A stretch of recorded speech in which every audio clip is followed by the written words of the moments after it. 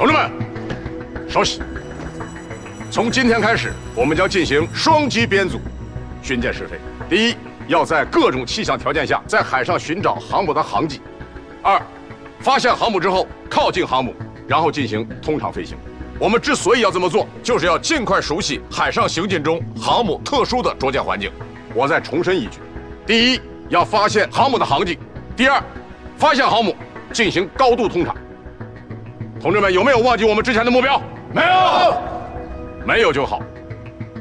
有句老话叫"行100里而伴90"，这是最后的决战，也是最难的攻坚战。还是首长的那2句话：第一，只争朝夕；第二，科学精神，万无一失，滴水不漏，要排除万难，不怕牺牲，争取最后的胜利。大家有信心没有？有。说一件具体的事情，发现航母进行通场练习，一定要保持高度在200米以上。按照试飞顺序，由我和江海进行第一组双击试飞，其次是于涛和辛振宇，再其次是耿建林和康延成。下面我宣布，于涛到，辛振宇到，2位同志留下，其他同志立即登记。是。来，队长。我想把你们2个留下，单独谈一谈。我知道昨天政委向你们传达了首长的指示我执行，但是我要重申一句：你们俩要做任何试探性试飞，必须征得我的同意，没有我的同意，不允许擅自行动，这是我的命令。听明白了吗？明白。登记。是。我没听错吧？刚才他说咱们可以进行试探性飞行，怎么样？这就等于咱们手里捏着免死金牌啊，得试一试。那是巡检，还是通常试飞？哎呀，巡检咱们已经完成了，现在是要试一试在各种高度情况下通常试飞可能会碰到怎样的气流影响。这样，200米以下高度，你选择一个，我选一个。可他让我们报告，那就报告呗。不是，报告得讲究实际，懂我意思吧？行，明白。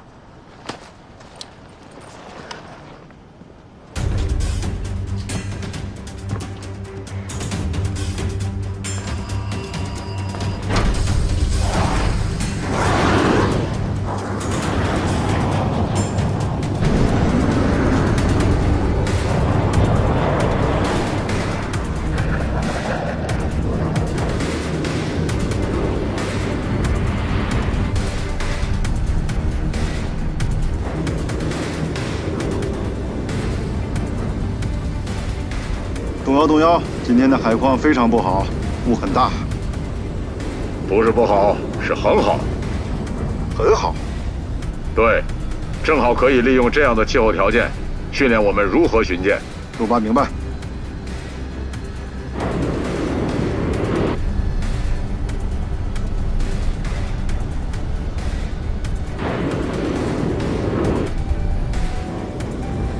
动摇，我是动八。8点钟方向发现航迹，8点钟方向发现航迹。目测长度，估算吨位。长度1.5到2海里，吨位5到8万，很有可能就是我们的大船。好，降低高度确认。动8明白。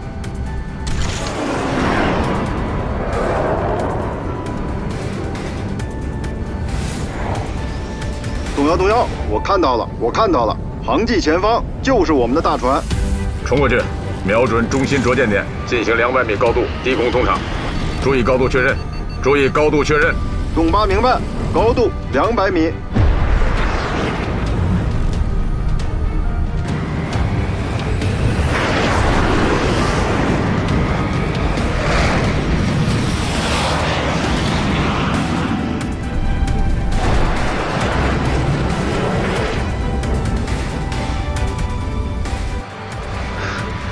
动摇，实在是太过瘾了！我们进行了中国舰载机在中国航母上空的第1次通常飞行，东宝，好兄弟，祝贺你！谢谢动摇，同样也要祝贺您，我一定会牢记住这一刻，在中国航母的成军史上，也有了我的第1次啊！舰长，政委又飞过来2架。来了，你说他能不能看着我？飞这么低，这是低飞通场练习了。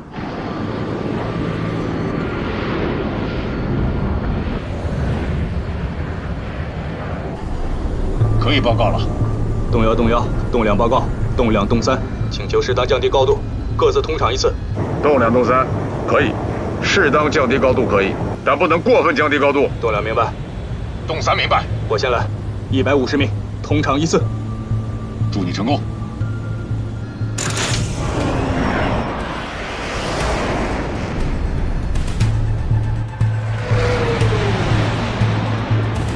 漂亮！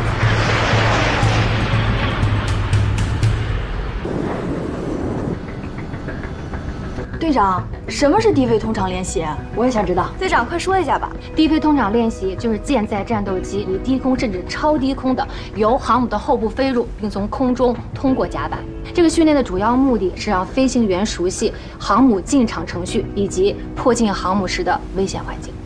除了通过不断的训练让飞行员适应舰载机下降过程中的复杂程序以外，最重要的是让飞行员适应迫近航母时的巨大心理负荷。从心理学的角度上来称，这叫心理代偿训练。也只有通过了这个训练，消除飞行员的心理障碍，找到安全的着舰方式，才可以正式着舰。所以通场练习就是为了正式着舰做准备。所以大家要加油了啊！离舰载战斗机着舰的日子不会远了。队长说的对，我们要加油，争取留在舰上，亲眼目睹中国舰载机在中国航母上的第一次起飞和着舰。对，好，走了，回去工作，赶快工作，走了，快走。走。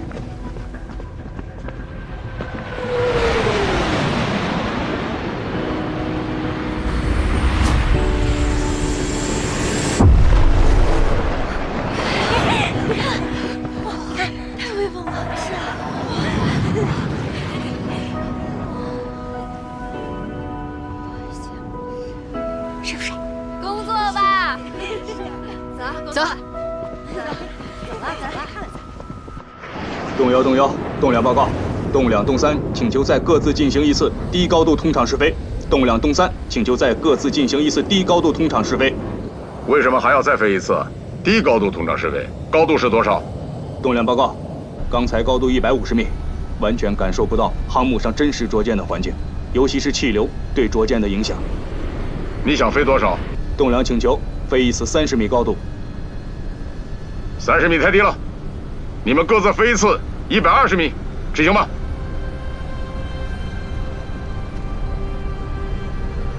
动2明白。动1、动1、动3请求与动2双机伴飞，动3请求与动2双机伴飞。保持高度，注意安全。动2明白。动3明白。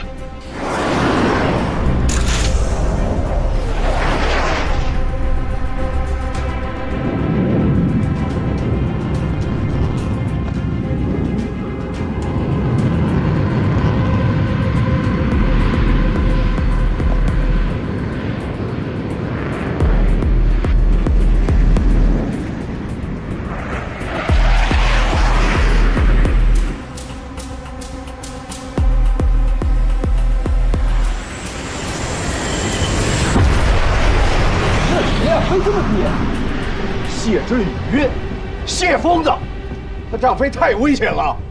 这舰上没有做任何的准备，出了事儿就是大乱的。他这个人就是这样，老毛病不改，个人英雄主义。首长，我要去向秦大队长汇报，阻止他这么飞。政委，我觉得舰载机上舰的时间要比原计划会提前，所以我建议全舰开个动员会，你觉得呢？可以。走。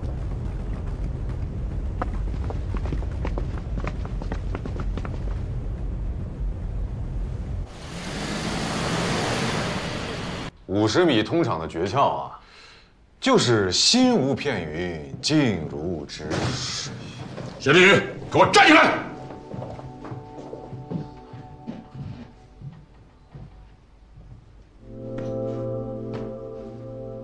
好你个谢振宇啊！你想干什么？我问你，150米高度通场试飞，我事先有没有跟你讲清楚？讲清楚了。讲清楚为什么要明知故犯？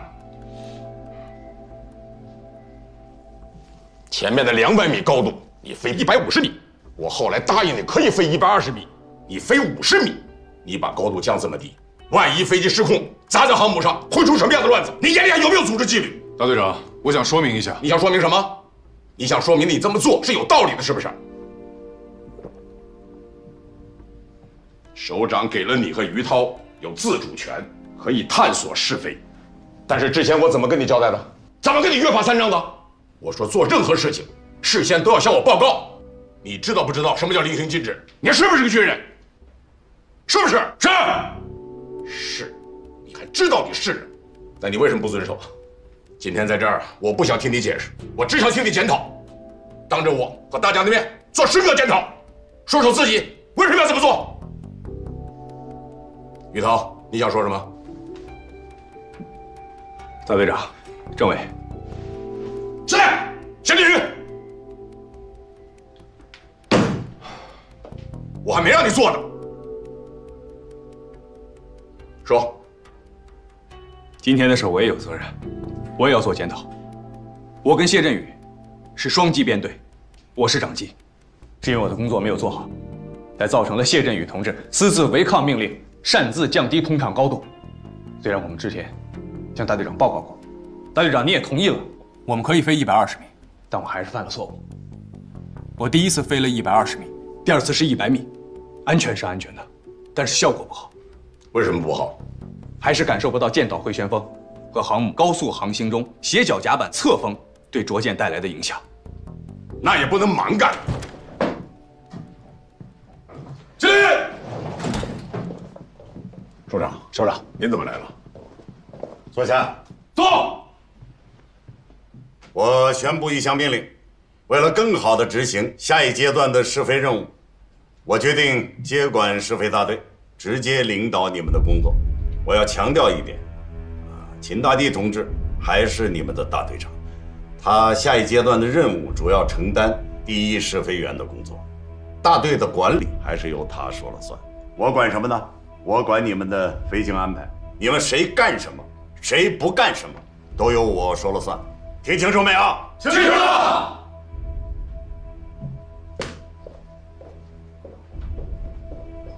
散会。这不会是因为我吧？都快气吐血了，还跟你没关系啊？哎，感受到舰岛回旋风没有啊？我感受到回旋踢了。什么情况？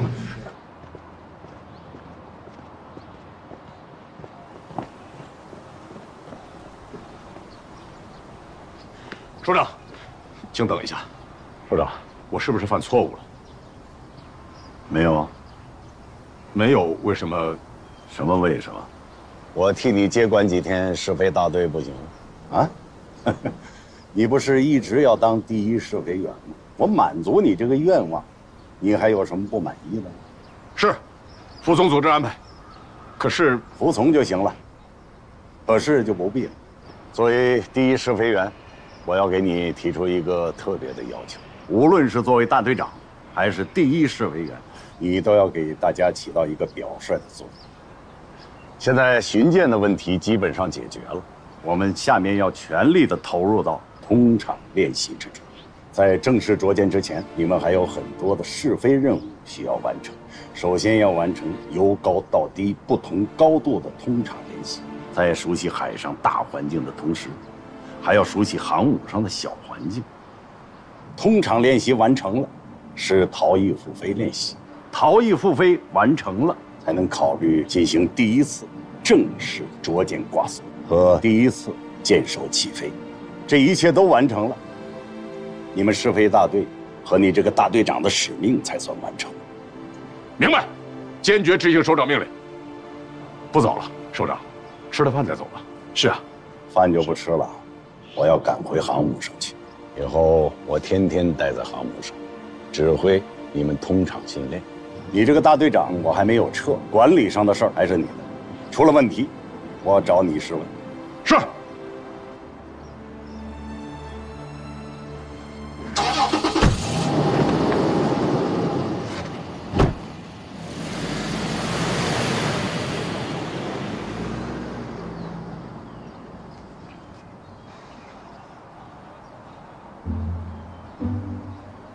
看我干什么？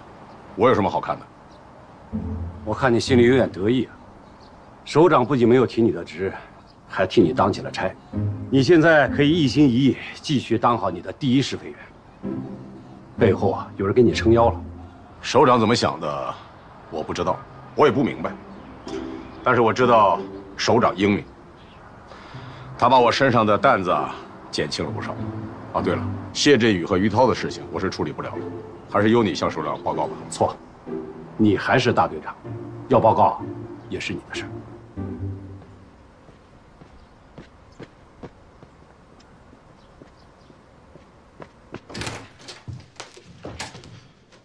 赵文，赵文，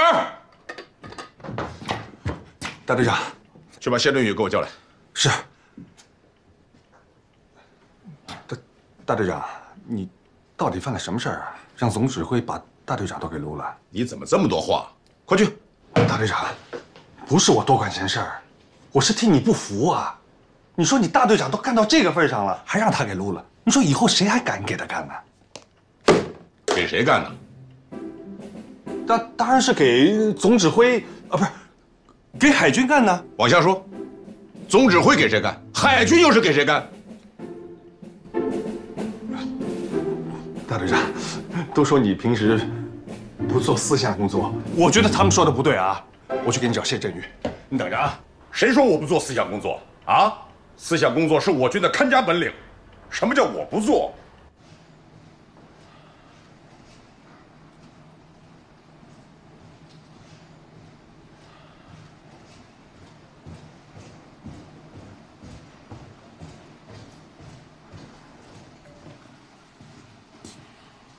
报告，进来。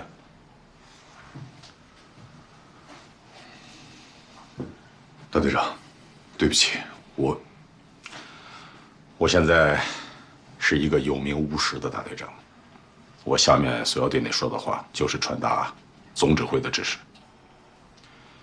第一，你跟于涛这种行为属于违纪，按照规定应该给予你们严重警告处分1次。你要做好心理准备，明天大会就要宣布。是。第二，在明天的大会上，首长让你们俩讲一讲低空通场的感受，有没有发现舰岛回旋风、甲板斜风，还有舰尾声震气流对捉舰的影响？这我恐怕讲不出来。真要让我讲的话，那就得让我多飞几个架次。你冒险飞了2次了，你们俩，尤其是你，还觉得不够吗？我这2次通场用的是正常巡航速度，不是要式飞行。就算有点感觉，那和日后的逐渐飞行也不沾边。走。是。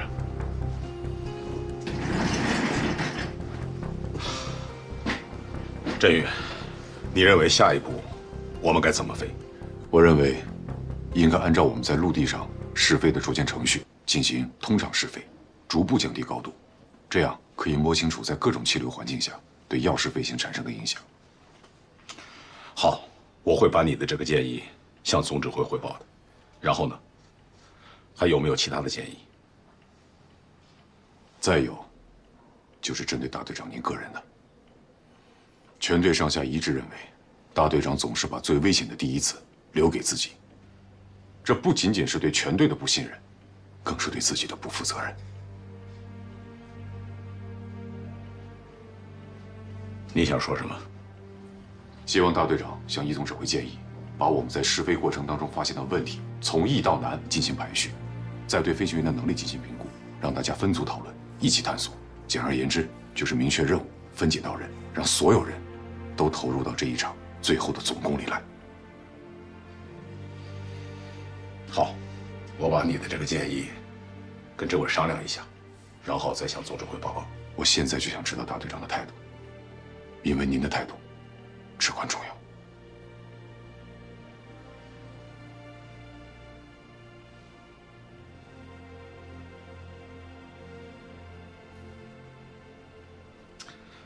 振宇啊，最近你一直在进步。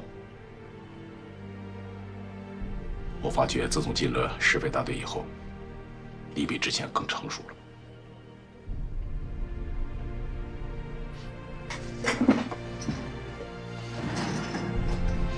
谢谢大队长。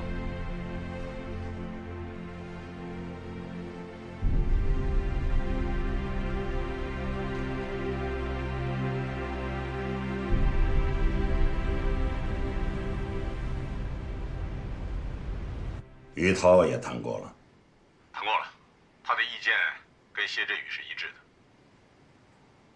我觉得可以，干吧。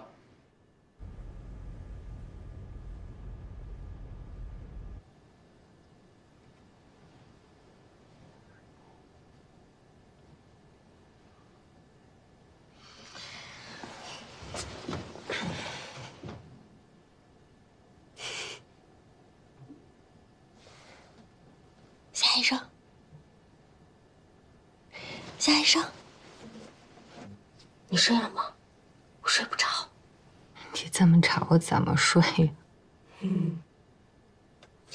康彦征他们马上就要上舰了，我好激动啊！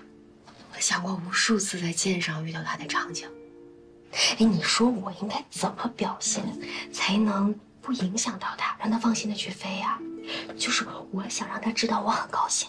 但是呢，我愿意去等他，就我不着急。你现在想太多都没有用。以我对你的了解，80%会哭鼻子。那你呢？你怎么表现呀？我100米冲刺的奔向他，那是我的职责所在。我跟你的情况不一样，你跟康彦成是双向奔赴，我和谢振宇就是彼此最信任的战友而已，所以我不需要多表现什么，做好本职工作就行。好开心啊！终于不用仰着头通过飞机去看他。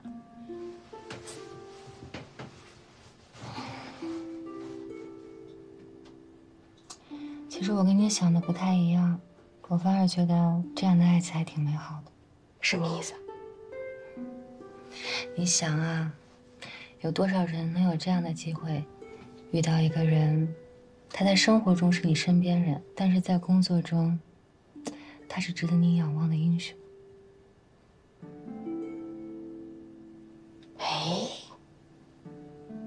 让你这么一说吧，好像连等待也很浪漫。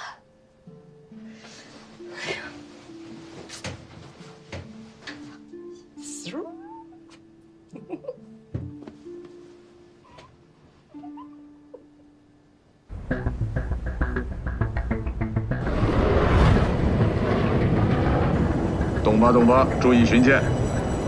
东巴明白。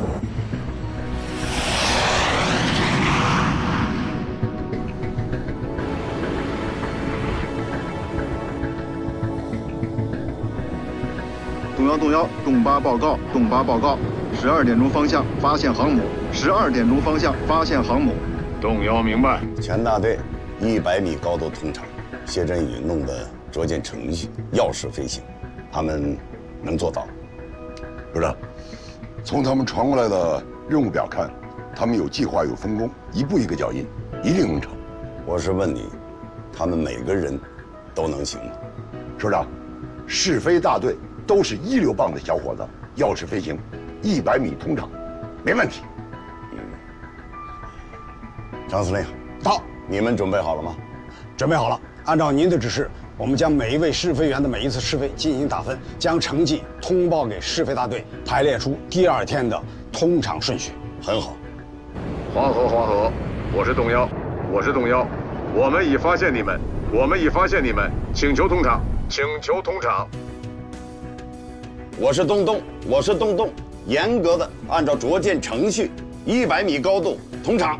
动摇明白。命令，航母逆风全速航行，准备迎接秦大帝他们。是。各部门注意，我是舰长，命令逆风全速航行，逆风全速航行。1部门明白，2部门明白，3部门明白，5部门明白。5部门注意，打开助降系统。5部门明白。东八，报告距离、高度。高度600米，距离9200米。在我之后执行着舰程序 ，Q 高度钥匙飞行，加力保持100米高度通畅。复述一遍。在动摇之后执行着舰程序 ，Q 高度进入钥匙飞行，加力保持100米高度通畅。好，行动。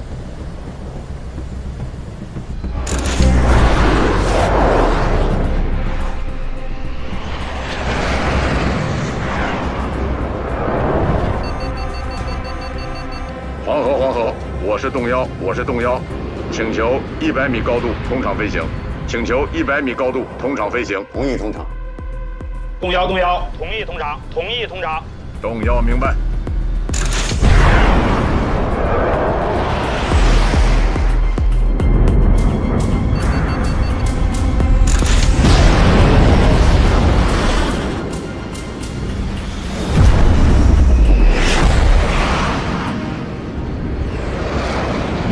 漂亮！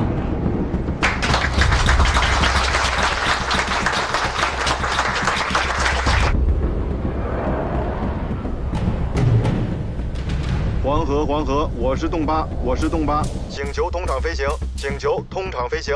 首长，江海现在是秦大帝的僚机。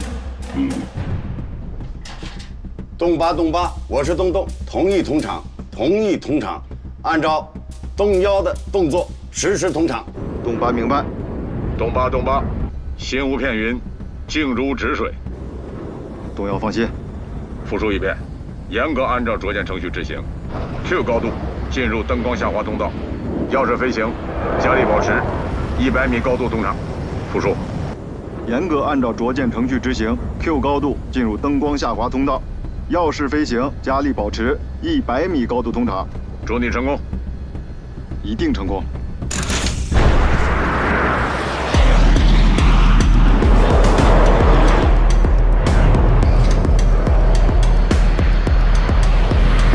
黄河，我是动八，进入100米高度通畅试飞，进入100米高度通畅试飞。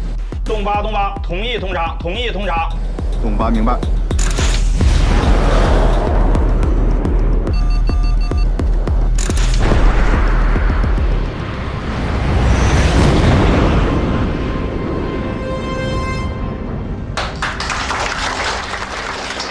下一位是谁？于涛和谢振宇。动三，我是动两，我们已经到达指定区域，注意搜索。动三明白。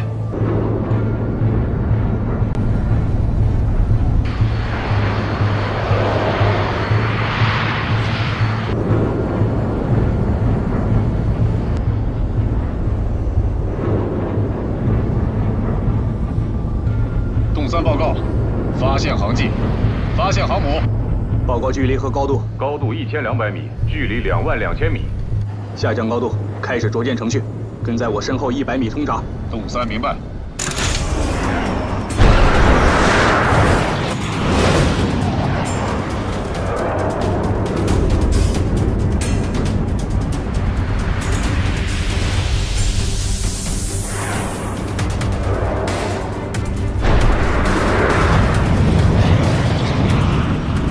黄河，我是动两，请求通畅。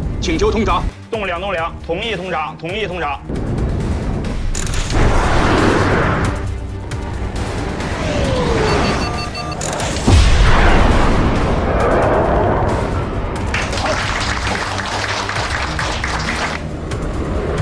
黄河，我是动三，动三请求通畅飞行，动三，同意通畅。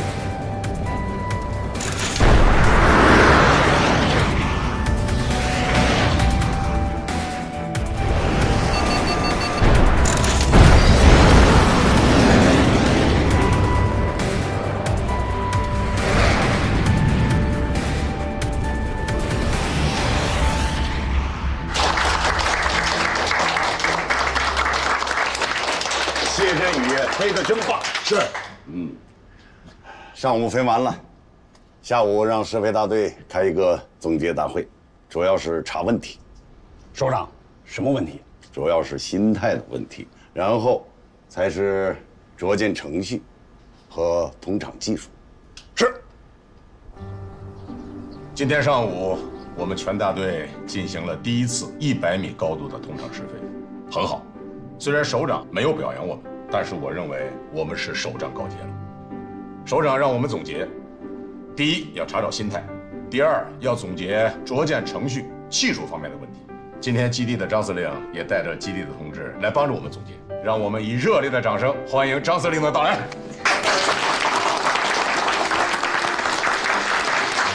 张司令，要不要先说两句？啊，不，今天我们就是来听的，还是由你们来说。好，那谁先发言呢？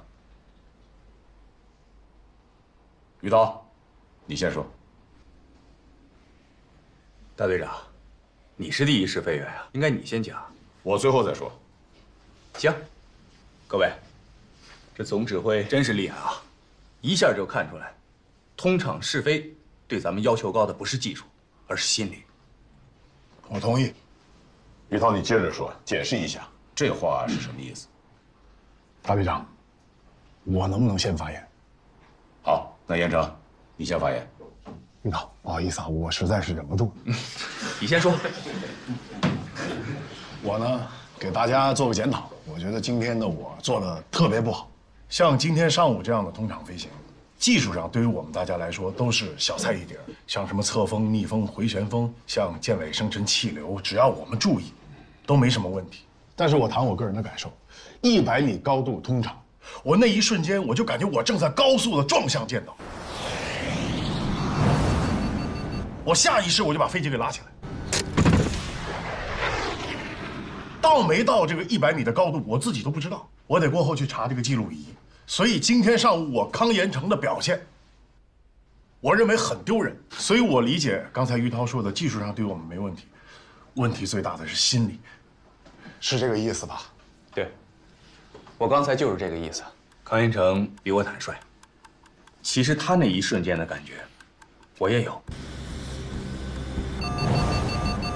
不过我这是第2次飞100米的高度，扛过去了，但是要撞上舰岛的感觉还是在，所以我才说总指挥厉害嘛，一眼就看出来100米通场试飞对我们的技术要求并不高，但是对心理要求非常高。我说完了。下面顺着说，振宇，你发言。于涛说的感觉我也有，但对我的影响不像康延成那么大。你是怎么回事？哎呦，老谢，你好好说说，讲一讲你怎么比别人尿得高。是，振宇啊，我很想知道，为什么对你的影响就没有那么大呀？当我们以钥匙飞行、高速加力向甲板俯冲下去的时候，我确实看见迎面撞上来的舰岛。但同时，我也想到了之前我们在做 C04科目时看到的那堵墙。墙？你怎么会想到它呢？这可能是本能。在那一个瞬间，我就提醒我自己，我看到的一切都是假象。事实是我正在以极高的速度冲向航母甲板。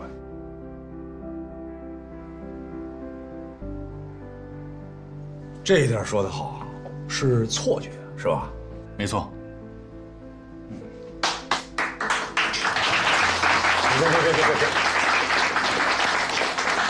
哎，振宇，全大队就你飞过一次80米，飞一次50米，当然这都是违纪的啊。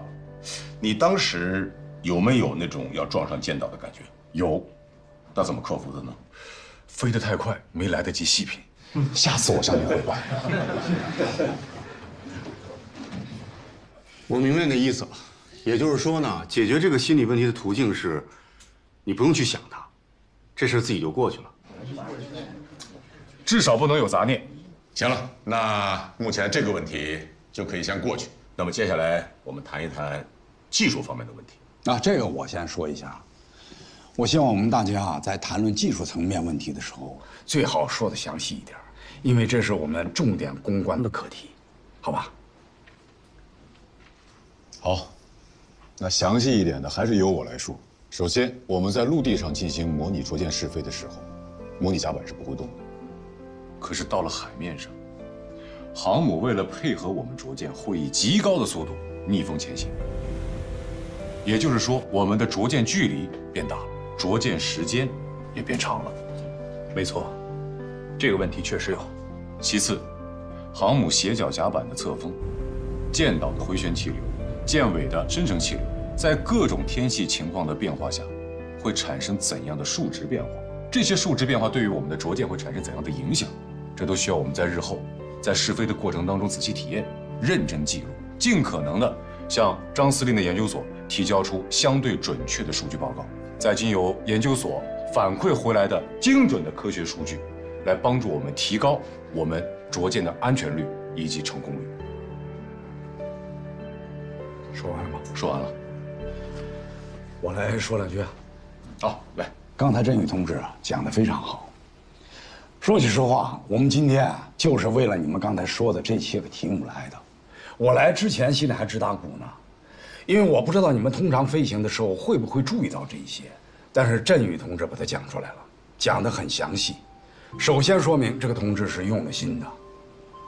当然了，我不是只想表扬他一个人，我还要表扬于涛同志，表扬你们大家。你们能把自己的感受和体会表述得这么清楚，这对于我们后续的研究有着极大的帮助。你们做得非常好啊！什么叫军人的责任心？什么叫做担当？这就是嘛。你们就是英雄，为你们鼓掌。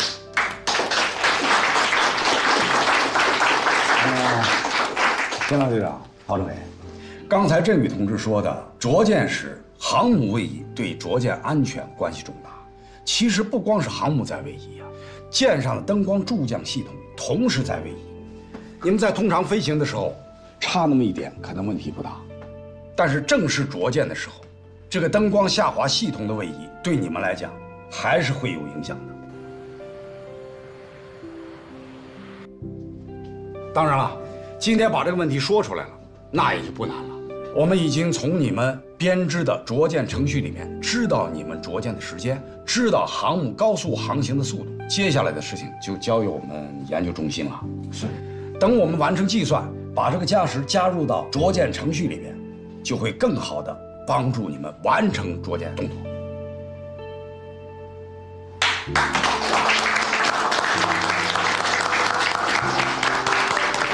那下面我们是不是该谈一谈侧风和回旋风的影响了？徐院长，孩子的身体情况怎么样？还没有清醒，能不能有什么更好的办法，或者有什么好药？那能不能再请一些专家来给会诊？徐院长，孩子的事情，我一振邦就拜托你了，谢谢。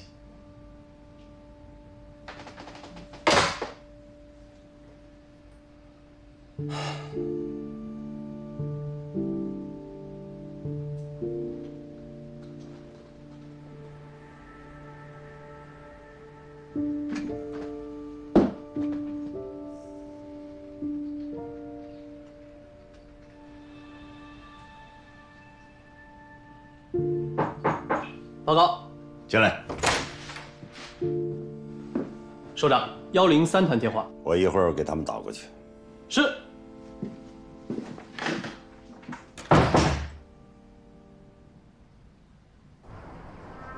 同志们，从今天起，中国人民解放军海军舰载机实验试飞基地甲板勤务保障大队就要和中国第1艘航母接舰部队甲板勤务保障分队进行业务对接了。我代表本大队全体官兵，向航母接舰部队甲板勤务保障分队的赵分队长和全体同志们表示热烈欢迎。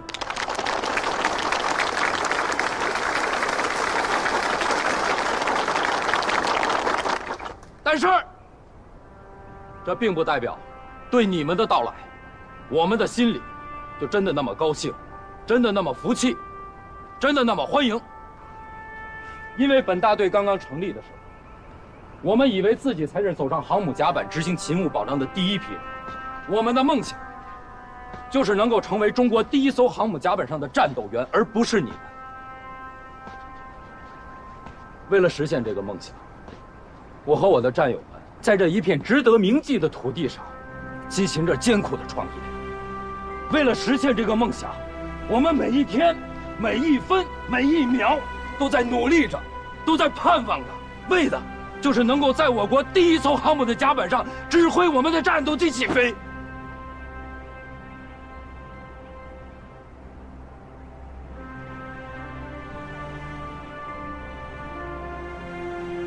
可是现在，我们已经不能实现自己的梦想了。代替我们走向航母甲板的人是你们，而我们会被留在这里，目的是为了建设一支更强大的海军舰载机部队。知道？我不知道会多久。但是我和我的战友们知道，就算是把我们永远留在这儿，我们也无怨无悔。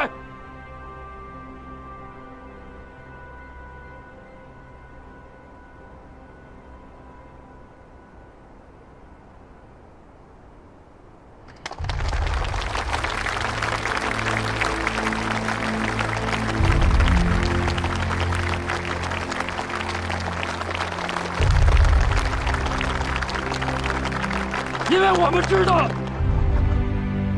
知道，我们共同进行的是一项伟大的、历史性的事业。既然是这样，就一定会有人奋斗，有人牺牲。曾经我们也想不通，为什么不让我们上航母？可是后来我们想通了，答案很简单，没有为什么，就因为我们是军人。军人以服从命令为天职，军人就是要敢于奉献，敢于牺牲，牺牲小我，成就大我，成就伟大的中国海军。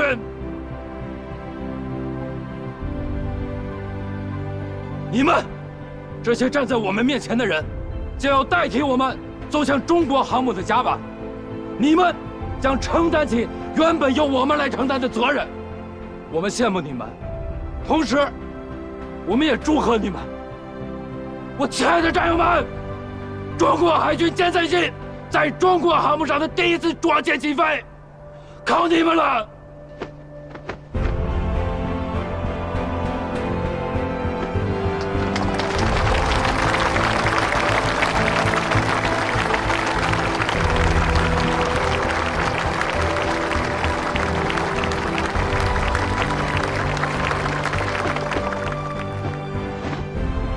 下面进行业务对接，我会把我们创造的大致上成熟的航母甲板勤务保障流程和指挥手语系统全部的传授给你们。我们允许你们代替我们走向航母的甲板，但我们绝不允许你们学艺不精、业务不良，辜负了我们的奋斗还有牺牲。直接说吧，我们会用最严格的标准来要求你们，过不了我们这一关，你们谁也别想上航母。我命令各小队根据专业散开。是。跑跑走。有了小分队向后转。跑跑。前务小分队。南洋小分队向后转。月亮小分队向后转。跑跑走。明白，同志，辛苦了。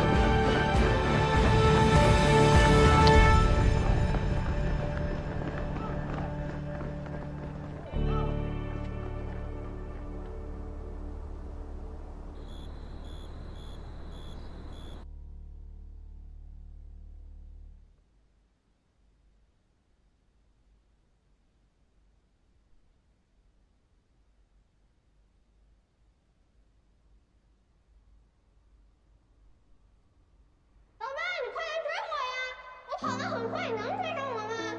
别摔倒了，慢点跑。老爸，你快来呀！我追不上你了。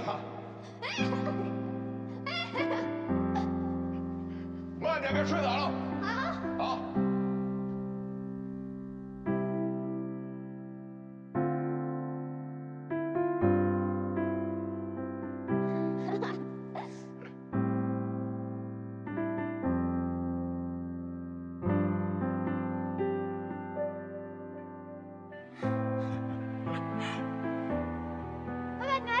啊！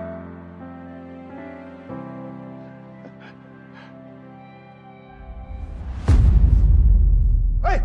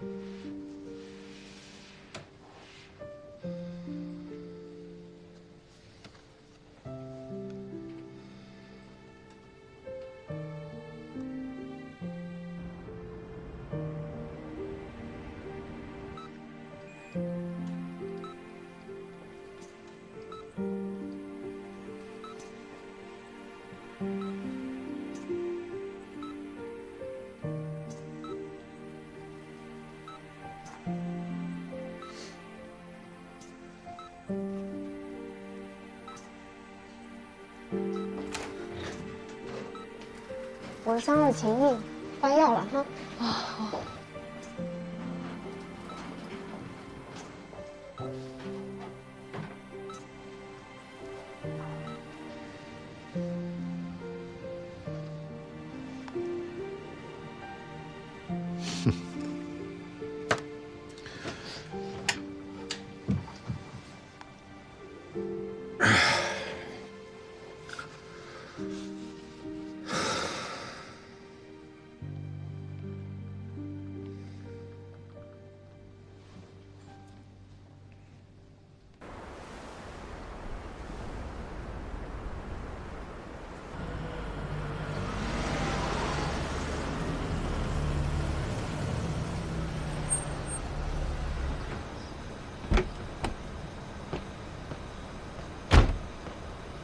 大弟，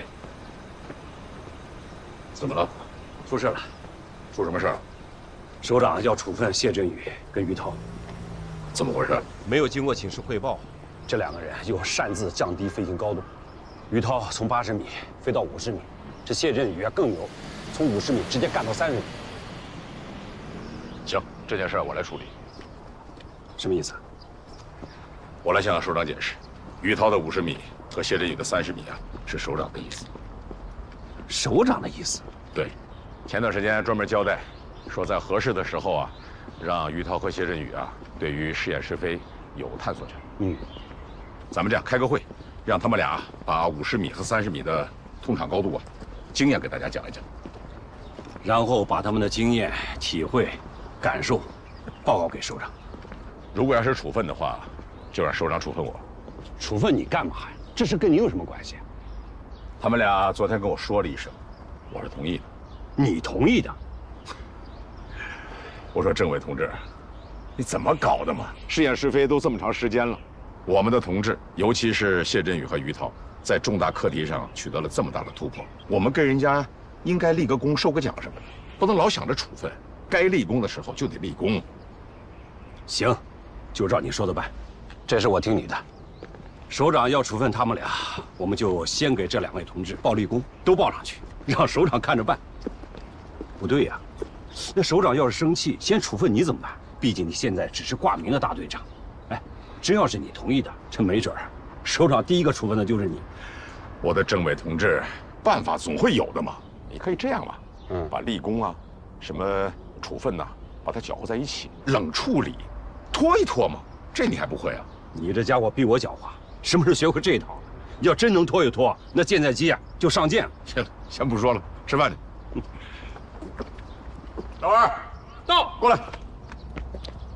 晚饭后，让谢振宇和于涛到我办公室来一趟。干什么？什么干什么干什么？领导的事你怎么老是打听啊？是。上来。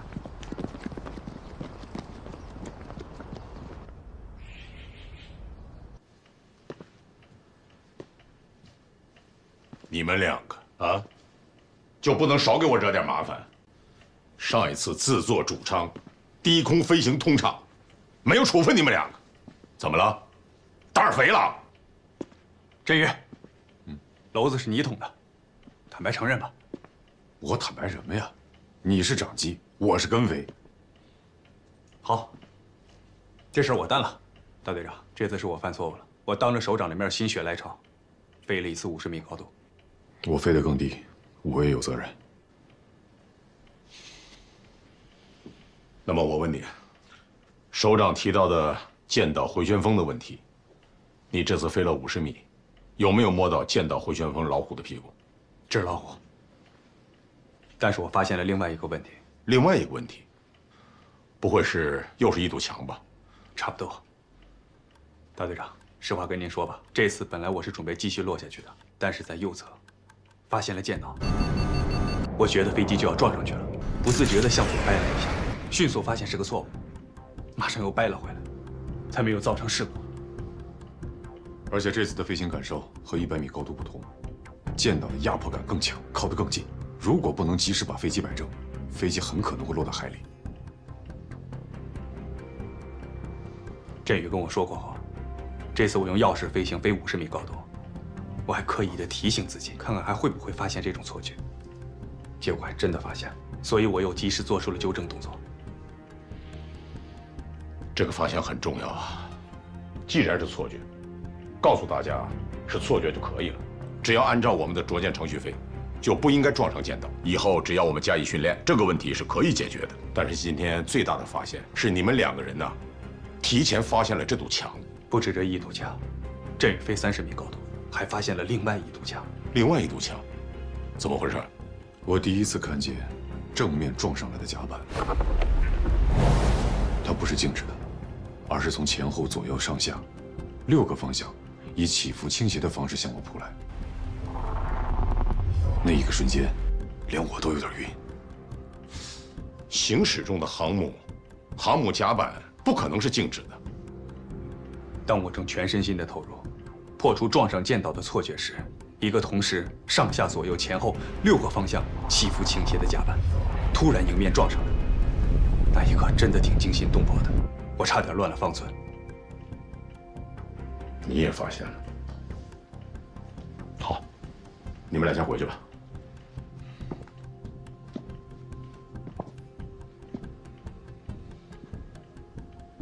怎么了？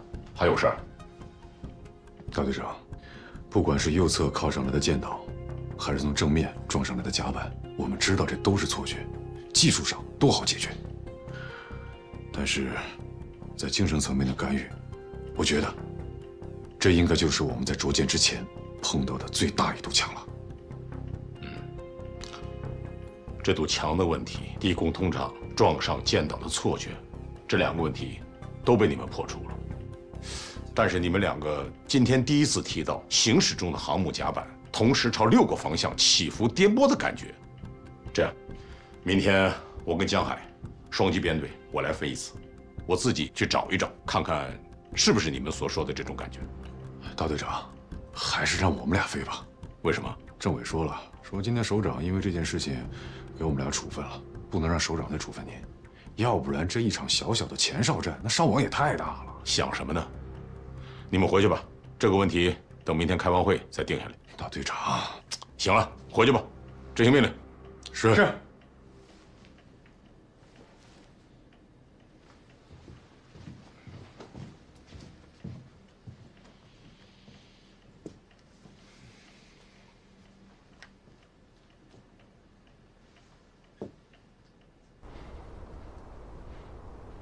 同志们，稍息。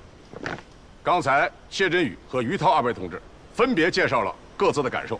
那么下面的通场练习，我们主要解决要撞上剑岛的错觉。今天在这里向大家通报一件事情。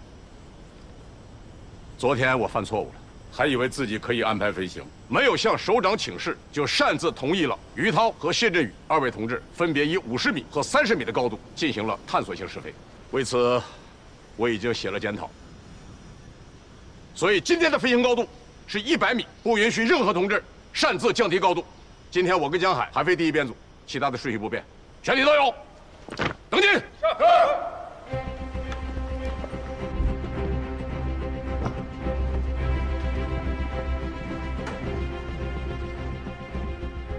报告师长，试飞大队已经按顺序起飞。第一双击编队是谁？秦大队长和江海。黄河，我是动摇，请求双击通场。同意通场。动摇，我是黄河，同意通场。动摇，明白。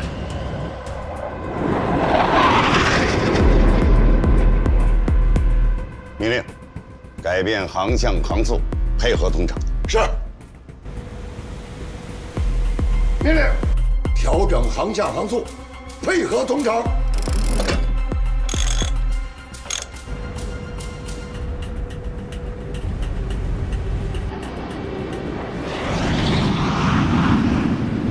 东八，今天海上风浪大，通场时注意技术动作，保持高度100米。东八明白。董耀，今天有什么特别要求吗？有，今天你来领飞，我来跟飞。啊？为什么？不为什么。10点钟方向发现航母，10点钟方向发现航母，进入着舰程序。拐弯，下降高度，准备通场。董八明白。董耀，今天真的让我领飞啊！执行命令。明白。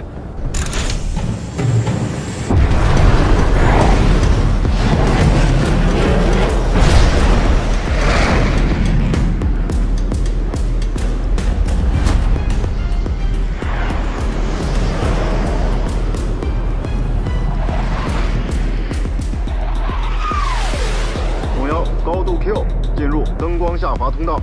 动摇，明白。100米高度，保持。明白。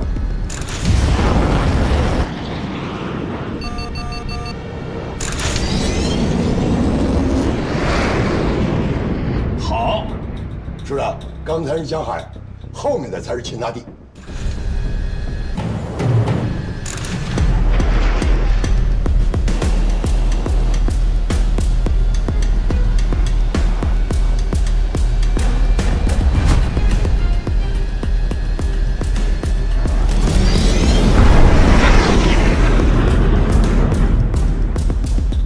秦大帝要干什么？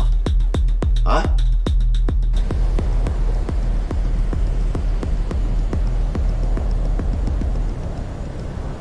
黄河，动摇请求再次通场。动摇请求第2次通场。不行，命令试飞大队立即返航。今天的通场试飞全部取消。首长命令，试飞大队全部返航。今天的试飞通场结束。动摇明白。还有，你通知陶思勇，秦大帝一落地就关他的禁闭，马上给我安排直升机，我要去试飞大队。是。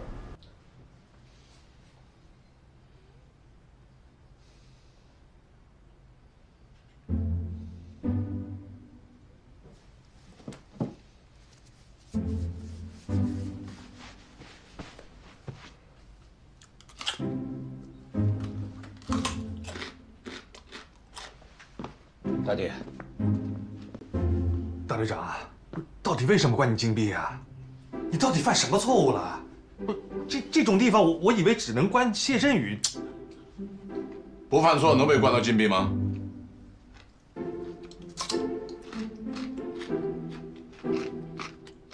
这禁闭室不符合规定啊！怎么有这么多吃的？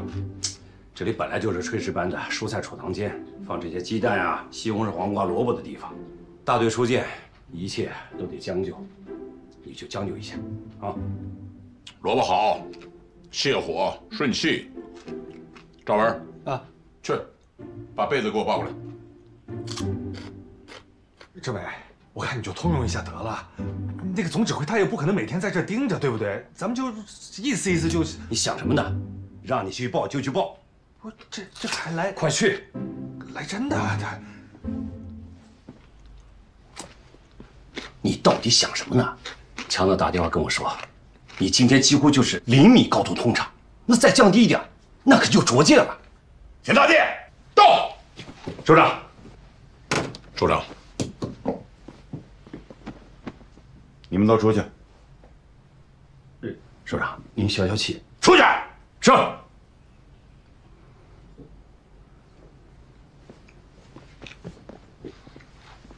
首长，禁闭室条件有限，您就将就做吧。我问你，你到底想干什么？问你呢，你是怎么想的？怎么想的就怎么说。前边是谢振宇和于涛，今天是你，3个主要试飞员轮番违纪，为什么？扛不住了。报告首长，于涛飞到50米，谢振宇下降到30米，解决了舰岛回旋风以及斜角甲板侧风的问题，发现之前认为的这2种风啊，就是纸老虎，对飞行影响不大。纸老虎？对，但是今天发现了2堵墙，不知道首长还记不记得之前我们在进行模拟舰首起飞的时候遇到的那堵墙？我当然记得。怎么了？如果这个问题不解决的话，那么每一堵墙都将把我们撞得头破血流。哪2堵墙？哎，行了行了，别添乱，行不行？你俩回去吧啊！我们得救大队长。你救他，你怎么救他？大队长是因为我们昨天在通场飞行时的发现，才进行了今天0米高度的通场。我知道今天这事儿啊，他做的确实太过，除了他自己，我看没人救得到他。而他已经有1个处分了，再来1个，按照条例他是要被除名的。你不是也挨2处分？哎呀，那还不是因为您跟大队长救他呀？是啊，要给他处分的同时，还要给我俩立功，那在首长那估计就将功补过了。行，那我来跟首长说。行了，首长还在，我回去吧。去吧去吧。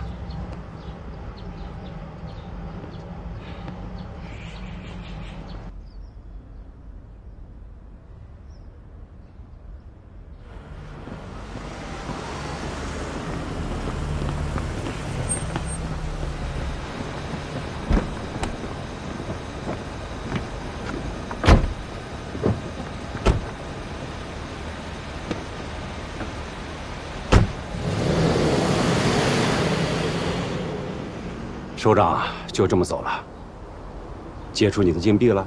是，但同时也下命令了，禁止我近期再飞。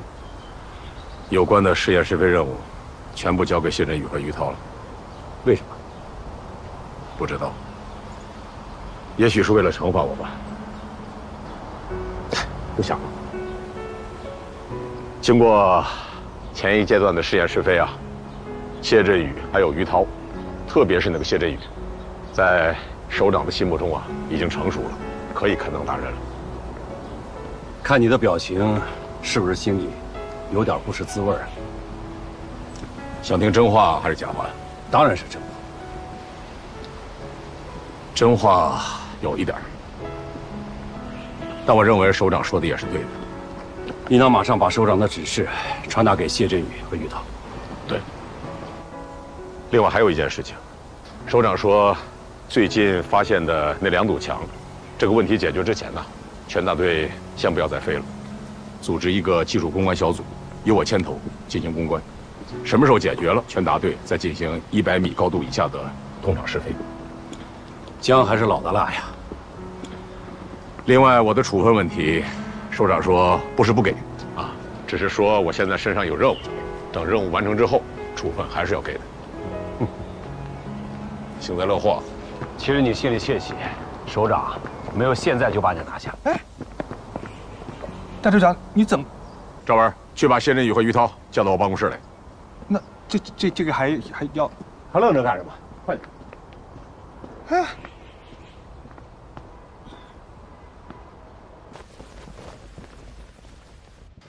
今天把你们2个叫过来，就是想跟你们交流一下我的飞行感受。我飞过以后发现，我的感觉跟你们是一样，确实存在你们所说的那堵墙的问题。航母甲板朝6个方向前后左右上下起伏倾斜的问题，所以首长命令我们技术攻关小组要进行100米高度的试验试飞来解决它。我现在是不能飞了，主要是指望你们俩。另外，我有个建议，我希望江海能够参加，这小子技术不错，胆大心细，是个可造之才。我提议把康延成也算上，别看他平日里不往前站，关键时刻脑子很好使。最重要的是，我们很多的飞行科目，他在游戏里早就试过。可以。你顺便问一问康延成，100米通场在游戏里有没有飞过？另外，他是怎么解决航母甲板朝前后左右上下倾斜起伏的问题的。好，耿彦林也可以，他一直是我的僚机，正好和康延成组成双机编队。好，那就你们5个人，等首长解了我的禁，加上我们正好组成6人3组编队，来解决下一阶段的低空飞行问题。